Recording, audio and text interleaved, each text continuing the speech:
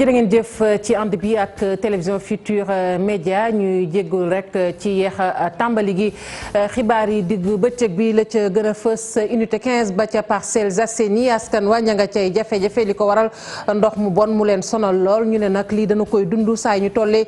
ci jamono ji muy jamonoy nawet bu ko weesoo nag ndox mu may xet ga tamit lëjal na leen la ca gën a yéeme sax mooy tout tànk ya dañuy faral rek di feebar te dara tegu leen ko lu dul ndox yu salte yooyu askan wi yeewoo moom te Tiwaawan Pël muy ñu tojoon seen i kër ci weeru avril atum 2017 ñoom nag ña ngay ñaxtu ñoom it ba tey li ko waral nguurug Sénégal dafa am lu mu leen diggoon te ba nëgëne nag defu ko fi mu ne nii jaaxle nañu askan woowu nag janoon nañu ak taskatu xibaar yi fële ca Thiawlène nag ma nga ca Tëngéej foofu it ñi nga xamante ni nii ñoom ñooy askan wa bëgguñu ab usine bu fay sampe usine boobu nag ñu ne la muy liggéey nag mën naa doon tookee ci askan wa ba tax na sax forum civil moom jàpp na ni nguurug Sénégal moo ne ca gannaaw loolee tàggat yaram daanu ci àddu juróom-ñeent lañu woon sunu gaynde yi fi mu ne nii ñi ngi ci fukk ak ñaar ndax am na yeneen ñetti kon yu leen fekki si sunu gaynde nag def nañu seen ñaareelu tàggatu ni ki tey jilee mu nekk nag tàggatu boo xamante ne daal dañu ko def rek ci sutura Sadio Mané ñuy wax nag moom it bokk na ci ñu xëy tàggatu tey jilee sunu gaynde di waajal seen diggante ak Soudan ci Aser ji lay doon ci stade Léopold Sédar Senghor mbokk yi ponk yaa ngi nii daan ci toftal xët yu njëkk yu yéene kaay bu ngeen taaxirloo tuuti ñu faram fàccee xibaar yi.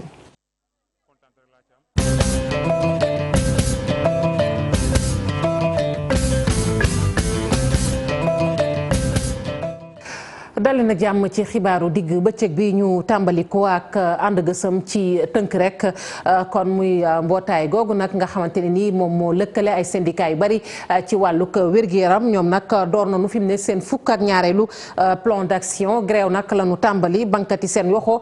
ci liggéey bi yoon nag ñetti fan rek la ñu koy def di sàkku ci nguurug Sénégal rek mu taxaw ci seen i jafe-jafe bu weesoo nag yenn urgence yi ñoom loolu daal daanu ba mu sedd waaye nag li ñu duppee tamit service minimum daañu ci taxaw maanaam loolu daal la ñu jàpp ni service minimum ba sax la ñuy wax loolu dañu ci wan gannaaw waaye nag lu wàll jëm ci wàllu urgence yi loolu moom dañu koy teg ci suuf Mballo Dia Thiam ak ña mu àndal di sàkku ci nguurug Sénégal mu daal di jëfee li nga xamante ne nii moom la xaatimoon ak ñoom. unité 15 ca Parcelles Assainies askan wa sonn nañu ndax ndox mu bon mu leen sonal ndox moomu nag boole kook xet gu bon a bon loolu nag tax na ba askan wa ne ñoom xamatuñu fu ñuy dëgg seen tànk ndax saa ñu tollee ci jamonoy nawet loolee la ñuy dund lu ci gën a metti nag seeni doom wératunu rek ndax xet gu bon googee Cheikh Sadou Fall. unité 15 bu Parcelles Assainies ndox baa ngi balle fu ne ànd ak nget bu bon lii nag yàgg fa lool te woo dakk ndox mii du fi nekk te at mu ne man de ba ma fi dëkkee 87 ba léegi 86 87 laa fi tuxu si bi égo yi commencé ba léegi ndox mi nii lay mel at mu ne nii lay mel ñoo la ko gën a xam waaye duñ ko faj ñoom daal seen problème mooy politique rek duñu liggéey duñu def dara politique rek la ñuy def. ndox mi ngi nii lii la ñuy dund avant noor nawet mi ngi nii égo yi sunu biir kër yi gis nga ko dunduñu ñi ngi bëgg a dee sunu doom yëpp a feebar ñëpp a soj tey bi ma xëyee rek li ma jënd ci ordonnance xaw ma nu mu toll fan yële dañoo mujj fay ndaraan fay ko 100 000 francs. dugg ci kër yi ak magasin yi doon lu jafe lu waral loolu mooy li ñu tabaxee dëkkuwaay yi. à force que nit ñuy dëkk donc la surface se réduisant l'espace qui était là muy la cuvette bi donc place publique nga xam mooy cuvette bi doon recevoir ndox bi mënatul contenir ndox bi parce que nit ñi dañu gën a bari yaay dafa am surpopulation donc égout yi léegi bu feesee da koy déverser mbedd mi et puis du suñuy égout unité 15 parce que unité 15 dafa nekk sur le bas point boo ko xoolee par rapport ak unité 17 12 16 19 HLM Grand Médine descente la en partant vous voyez à partir de Dior ou bien de Boulangerie Mandela donc bu tawee ndox mi dafay ñëw en grande quantité stationné ci kaw digg terrain bi ce faisant ñun ñi nga xam ne sommes les impactés directs muy kër yi ko wër yëpp dafay fees yàq na fi à maintes fois dugg na fi yàq fi tous les appareils électroménagers ay literies ay bagages parce que ça nous surprend heureusement qu'il n'y a pas encore mort d'homme mais ça aurait pu se passer la nuit à certaines heures ce serait pire mais alhamdulilah aguñu fa. unité 15 bu Parcelles Assainies askan dafay yeewoo ñu ngi dund lu ñu mel boobu ba léegi gannaaw jafe-jafe yi mu mën a jural askan wi surtout ndaw yi. ñi it di dund ay jafe-jafe muy askanu Tivaouane Peulh muy nag ñooñee ñu tojoon seen i kër ci weeru avril atum 2017 mu nekk nag loo xamante ni kilifa yi gannaaw bi am na lu ñu leen digoon waaye ñu ne ba nëga ni furaas ñoom ñooñu ñu ngi doon janook taskatu xibaar yi Omar Diop moo wax ci seen tur ci micro Ousseynou Thiam. parce que depuis Tivaouane Peulh am ay démolition ba léegi gis ñu satisfaction ci suñu besoin te depuis lors on a été très passif seeti nañu autorités yi ñu waroon seet yëpp ministre yi mu concerné yëpp waxtaan nañu ak ñoom waxtaan nañu ak Ageroute waxtaan nañu ak ki nga xam ne moom mooy le premier autorité de cette localité mooy le maire mais dañoo seetlu depuis le début lépp lu ñu mën a wax dara taxawu ci dara moo ci dul dëgg dara taxawu ci loolu nag lañ dul permettre ti Massamba Mademba premier ministre dem nañ ba fëgg buntam toog ak moom waxtaan ak moom ci problème mu Tivaouane Peulh mu jox ñu ci ay garantie yu dëgër ñu téewoon ko depuis loolu gisuñu ko mag ñii ngay gis dañ fee am seeni alal jëndal fi seeni doom ñii tamit ñoo ko amal seen bopp parce que biñ dalee dund ba léegi liggéey ba retraite ñu doog a am lu ñu jëndee kër ñu jënd ko Tivaouane Peulh ñu toj ko ñoom ñoo décidé def grève de la faim mais ñun ndaw ñii dinañ leen fekk ci grève de la faim bi mais balaa grève de la faim boobu di tàmbali chaque semaine dinañ wàcc ci terrain bi manifester. ñiit janoon nañu ak taskatu xibaar yi muy askan wa yeewoo fële ca Thiawlène ma nga nekk ca Tëngéej ñoom ñooñu nag danoo lànk ne duñu seetaan benn yoon ab usine buy sampee ci seen boori kër usine boobu nag ñu ne la muy liggéey daal mën naa jural tooke askan wa ba tax na ñoom it ñu jàpp rek ni kilifa daal war nañ ci wax forum civil nag nee nañ du dara lu dul nguurug Sénégal ndax moo nekk ca gannaaw Ousseynou Thiam Ahmadou Bamba Samb ci leeral. janook taskatu xibaar gi kuréel gi aar alam gi nekk ca Thiawlène nag ñoom ànduñu benn yoon ci taxawalub usine boo xam ne bii day yëngatu ci wàllu bitim jege lool lii di quartier boobu woowu askan jàpp ne nag usine boobu la muy liggéey day am njeexeetal ci seen wàllu wér-gu-yaram rawatina ci lii di alam gi. jaww ji ñëpp a ko bokk bu doon suufam la mu def ci la ko neex mu yem ko foofu ñun duñ ci wax parce que société de transport la woon amoon na ay camion ñun waxuñu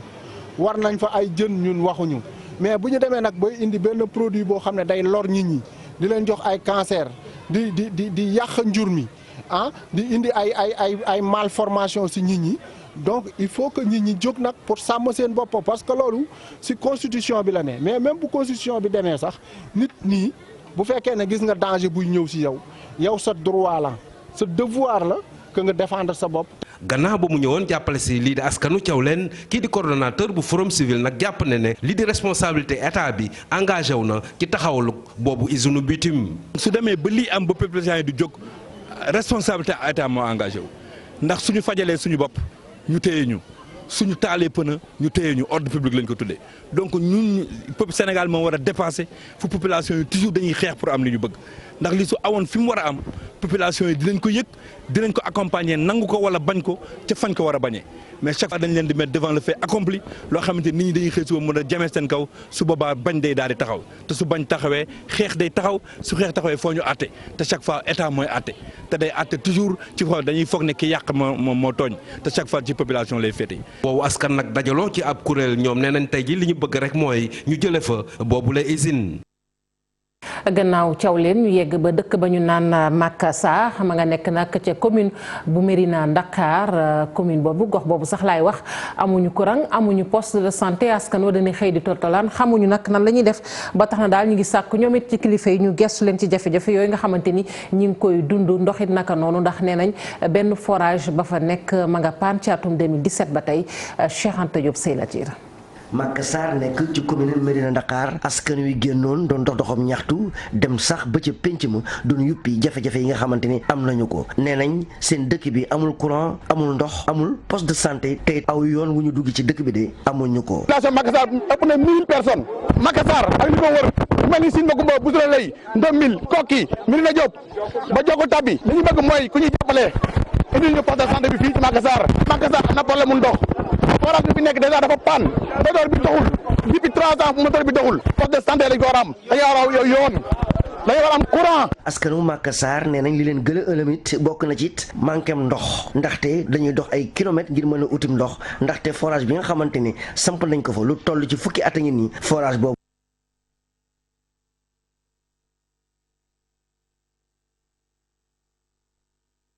mu ngoog kon ñuy jégglu rek ci dog-dog boobu li fële ca commune yi ñu naan Gandon ak Gandiol foofee nag lañu fa nemmiku metti na muy nag ndaw ñi nga xamante ne rek dañuy dugg ci gaal loo cay di wutali tugal te ñu ca bare bari seen i njaboot daal dañ leen di mujj ñàkk ci anam yu doy waar loolu nag la ñu bëgg daal mu dakk fa ba tax na nag ñi nga xamante ne nii ñoom ñooy askan yooyu yeewoo ci ñaari commune yooyu joxante loxo di sàkku rek ci kilifa yi ñu dimbali leen bu ñu mënee nag gën a yokk canal boobu nga xamante ne nii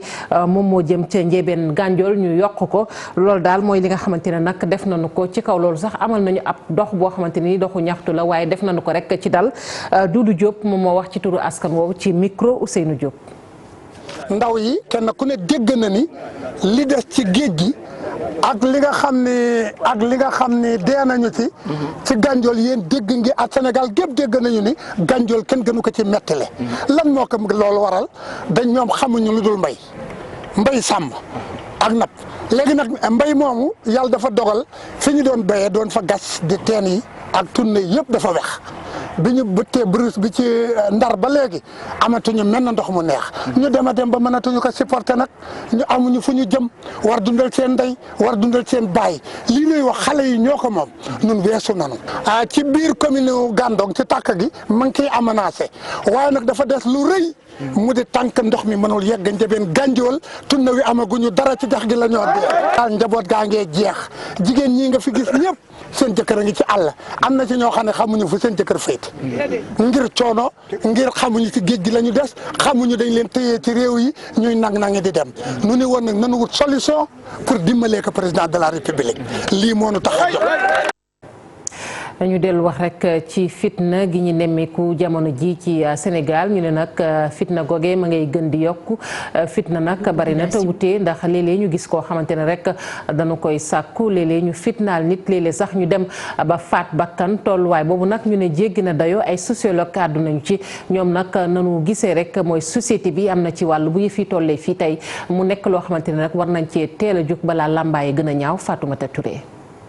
fii ci Sénégal ñu nemmeeku ñaawteef yi dafa commencé di bari lool tiit ak njàkkare daal di toog ci xolu population bi loole nag moo waral ku ci nekk rek di laajte lan moo waral jëfinu ñaaw yooyee tax ab laaj sampo di xamale dëgg li waral rek coppite doxalini ci mim réew. société bi dafa am ay rôle yi nga xam ne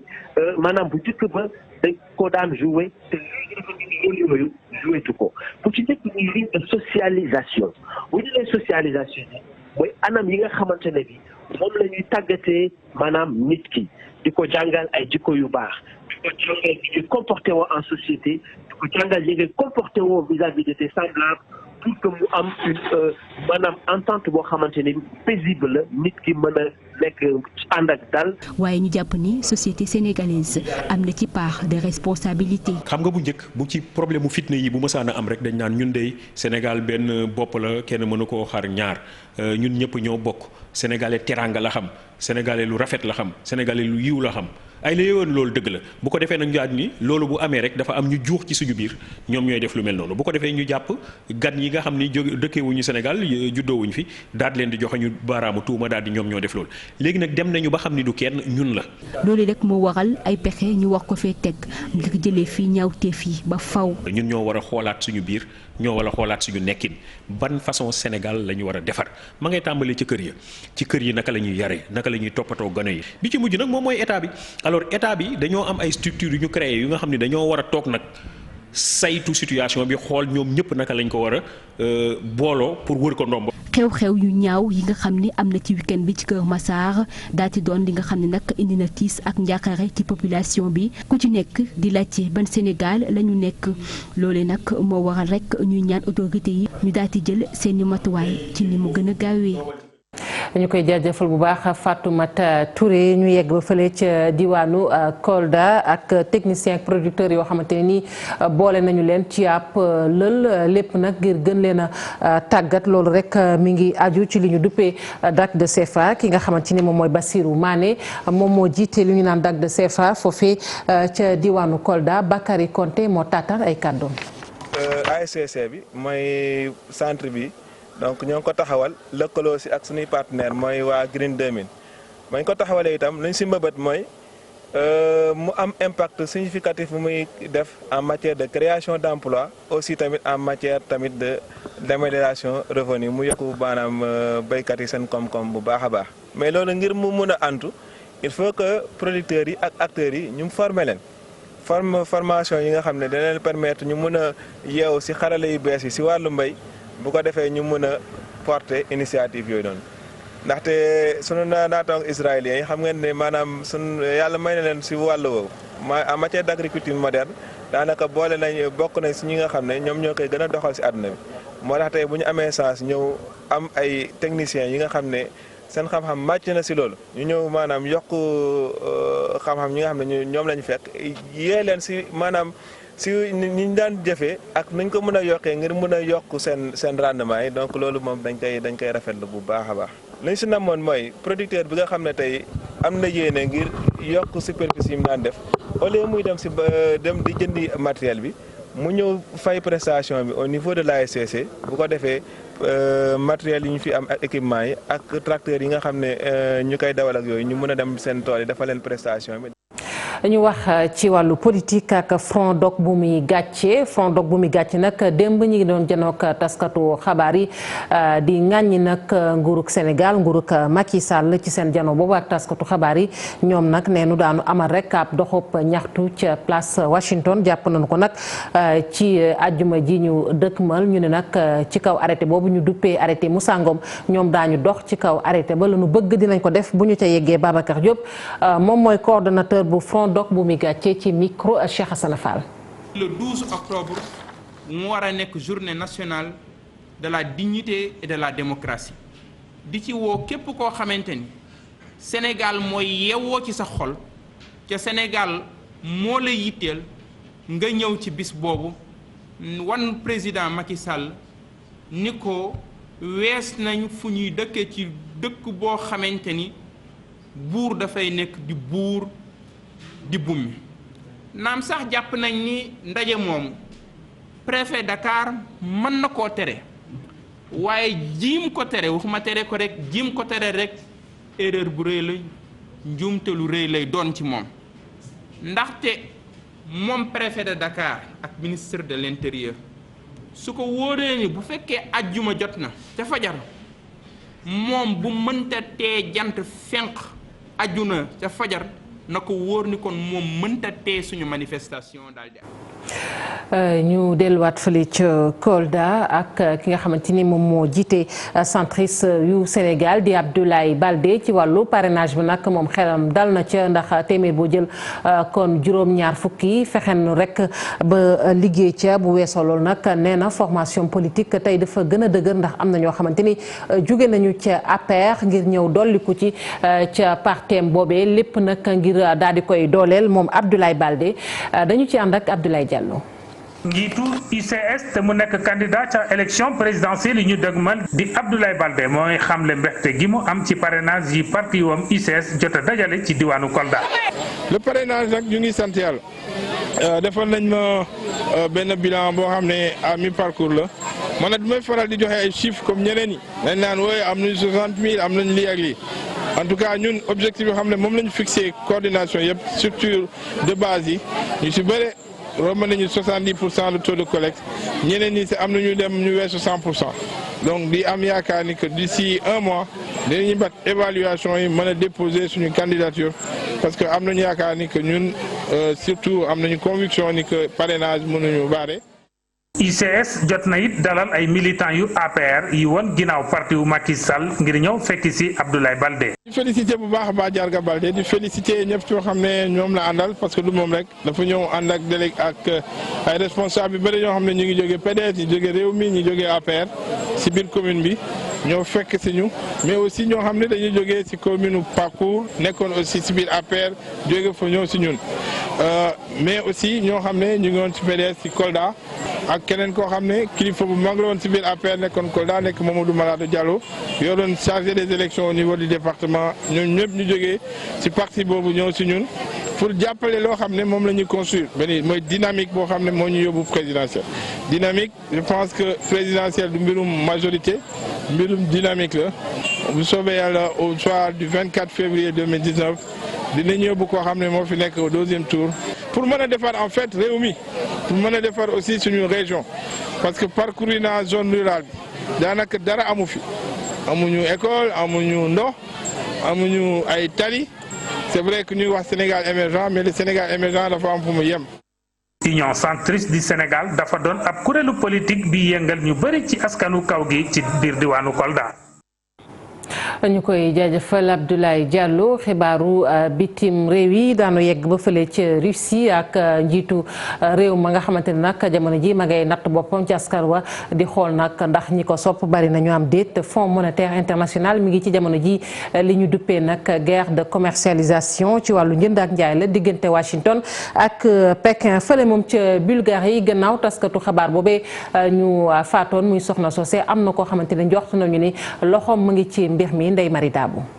ci Russie ki nga xam ne nag mooy Vladimir Poutine di gën di gis ni lii di popularité am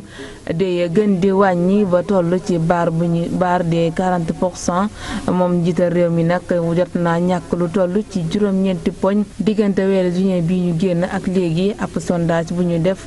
bàyyeekoo ca centre indépendant bu Levada li ñu xamle nag mooy ni 39% ci askanu russe kese ñoo jox confiance ki nga xam ne nag mooy Poutine ñetta des moom dañoo tàmbali ñàkk li nga xam ni mooy kóolute ci seen président mu nekk lu njëkk depuis atum 2014 ba léegi li ko waral nag mooy ne ab loi bu yees bu ñu fa tëral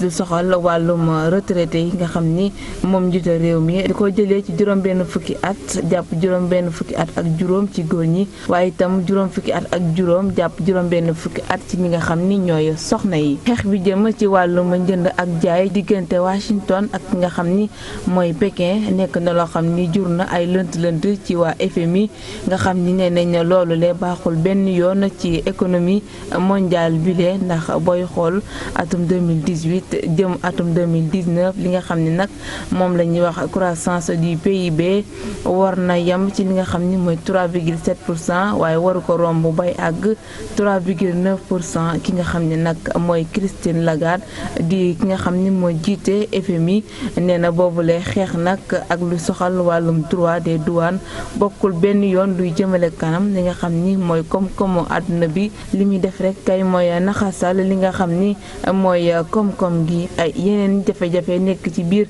koom-koomu àdduna bi bokk na ci li nga xam ni nag moom la américains yi daal di def mooy yokk seen taux d'intérêt li nga xam ni nag mooy Brexit ba lii di zone euro war a ñàkk ci lu tollu 0,2 point ci ak yokk teem ci at mi ñu nekk. loolu yëpp nag daañu ko waxtaanee fële ca Pékin nga xam ni FMI ak banque mondiale waaye itam ñi nga xam ni ñooy yëngu ci wàllum banque ak koppar daañu fa daje ngir xool naka lañ koy saafara. ca Bulgarie gannaaw ba ñu ko sàkkoo ba pare daal di koy faat moom journaliste bi di wuyoo ci turu Victoria Marinova daal nañuy teg loxo kenn koo xam ni jàpp nañ ñi ci ñaawteef googu la bokk ki ñu ko xamal nag di ko xam ni jege na lool bile mbir waaye itam boobule xibaar nekkul loo xam ni dëggal nañ ko waaye tamit du lu ñu weddi ba mu jeex bu ñu sukkandikoo ci ministère bu bulgare ba ñu dénk wàllum biir réew ki nga xam ni nag moo yor kàddu googule ministère nee na dinañ def ab déclaration ni ki tey ci ngoon ci loolu sax jur ba ñi nga xam ni ñooy askanu ko bulgarie bi daal di wàcc ci mbedd yi ngir jooytu waaye itam ñaanal ki nga xam ni nag moom la ñaawteef googu dal ca kawam yeneen ay naataangoom ñoom nag di am ak njàqare ak tiit ci li nga xam ni nag mooy seen profession bi nga xam ni ci la ñuy yëngu.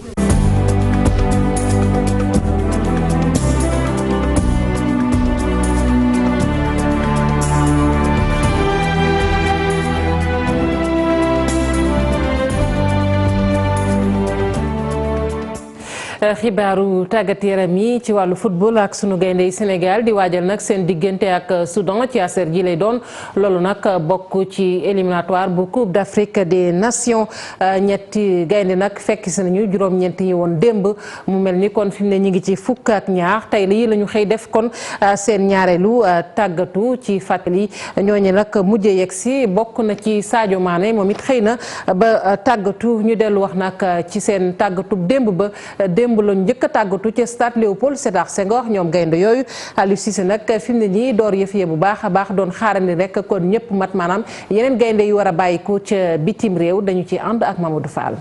juróom-ñeenti gaynde tey ci tàggatu gu njëkk ca stade Léopold Sédar Senghor kon jëm ci double confrontation bu war a dox ci diggante Sénégal ak Soudan bokk ci éliminatoire u CAN 2019 yi mu nekk nag tàggatu gu njëkk boo xamante ni ñu ngi ko accès ci décrassage. récupération la parce que am na xale yu bëri vendredi nañu joué ñeneen ñi samedi nañu joué démb nañu egg si donc tey séance de récupération la séance de décrassage la. match ba am solo naam wante objectif bi moo di fexe ba gagné ko. mën naa wax ni que seen dernière chance tey pour qualifier mooy contre le Sénégal loolu mooy gën a métti match bi contre Soudan fii samedi mais yaakaar naa ni que tey Sénégal am na qualité boo xam ne ci joueur bi pour gagner match bi en tout cas fii samedi donc ci loolu lañ fas yéene préparé ci loolu lañ fas yéene def. loolee nag ñu yegg ca Aliou Cissé jàpp ni faw gaynde yi am taxaw public bi mu sàkkul ci ñoom ñu teew. def na pratiquement 1 an que équipe bi joué wul fii tey suñu match bu mujj bi contre Afrique du Sud fii gis nañu mobilisation bala suñu supporters yi am ci ginnaaw Lions yi te match samedi bi loolu nañuy xaaraat. gannaaw nag jafe-jafe yi am ci tanière bi maanaam gaañub Gassama Koulibaly ak Salif Sané sélectionneur bi daal dinay annoncé ni groupe bi dana mat kon ci ñaareelu séance d'entraînement bi ñuy amal talaata yi. Mamadou Fall groupe boobu nag bokk na ci Sidi Sarr nag bi mooy sélection bu njëkk guléet ci équipe nationale mu ñëw nag ak xel mu dal ndax nee na fekk si na fi ay joueurs yu xarañ ku ci mel ni Sadio Mané nee na nag dafa ñëw ngir jàngi si moom Sidi Sarr ñu teewlu ko. sélection kontaan rek laa ci am waaw doon naa ko xaar bu yàgg xam nga kon buñ ma woowee kontaan rek laa ci am ñu donner le maximum possible. waaw lépp ça va moom alhamdulilah quoi on m'a bien accueilli donc ça se passe bien quoi. waaw li ma fas yéene apporter personnellement bari na xam nga bari na